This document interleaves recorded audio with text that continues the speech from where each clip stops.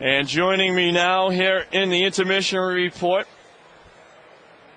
Assistant Athletic Director, Associate Athletic Director? Associate tonight. Associate. We'll make you whatever you like. We can make you the AD. No. Dick Regan's sitting over there. We can make you the AD. We'll go associate. Associate's fine. And Zelesky, thanks so much for coming on, Mrs. Z. Thank you, Ryan, for inviting me.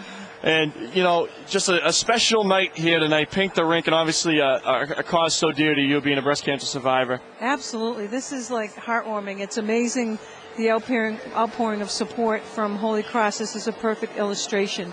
And to see the two professors, Kathy Keel from the Economics Department and Helen Fria-Papio from the Spanish Department, drop the puck like that, and to have the response of the players, student-athletes, coaches, and the fans is absolutely tremendous and heartwarming to be part of. And what to say about the players, not only having to go through a big crowd like this, but putting on those pink sweaters must be a little different feel for them. You know what's exciting is I watched them interviewed on TV, and I've talked to some of the players, and to have them be so excited to put on these pink shirts and to be part of something like this, you know, it really makes you feel good.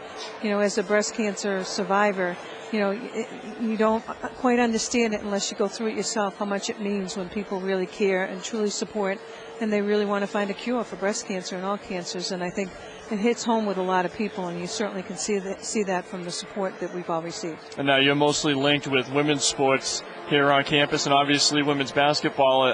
They did their Pink Zone day-to-day and raising plenty of money over there as well. Absolutely. It was a wonderful atmosphere over there, and the women's basketball team played really well today and beat a good Bucknell team.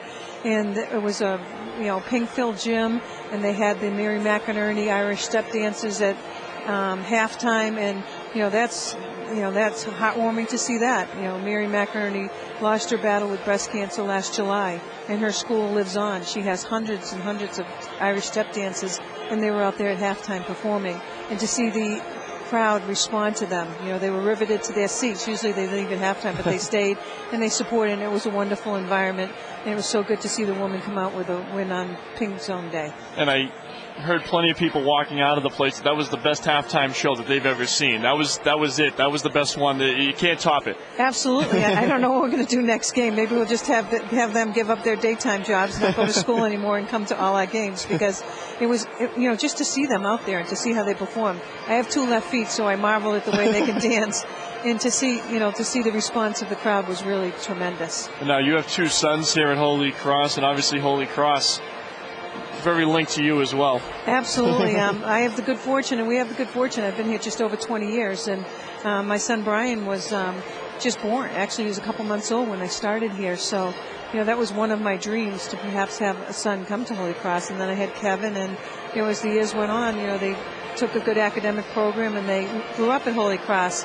And our dreams came true when they were accepted to Holy Cross, and they love everything about Holy Cross. They do drop in once every 6 months to see me, which is really nice.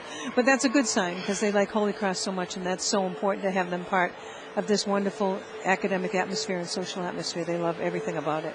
Now, do you have a message for anyone maybe battling breast cancer, or someone who's maybe survived breast cancer, as far as trying to get through it and be able to support them? Surround yourself with positive people. I learned that fast. The first night I was diagnosed, one of the neighbors called me, and she had been through a tough battle, and she had me on the phone for 45 minutes with horrific stories. So I vowed, after I hung up that phone, that I would not surround myself with negative people, because it's pretty scary to be going through it.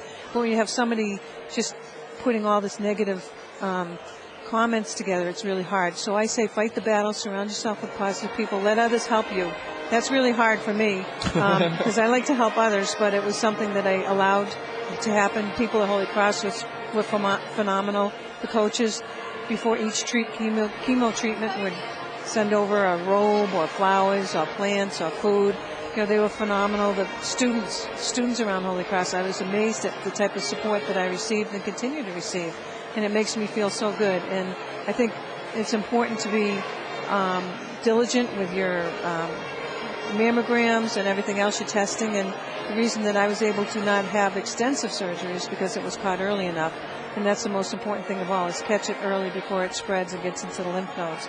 And I was blessed that I didn't have it as bad as I could have had it. Well, obviously a great night, Pink the Rink, and the honorees before the game, and such a courageous woman, and thank you for coming on. We appreciate it. Thank you, Ryan. Keep up the good work. Oh, thank you, Mrs. Z. It's Mrs. Ann Zelesky from the Holy Cross Athletic Department.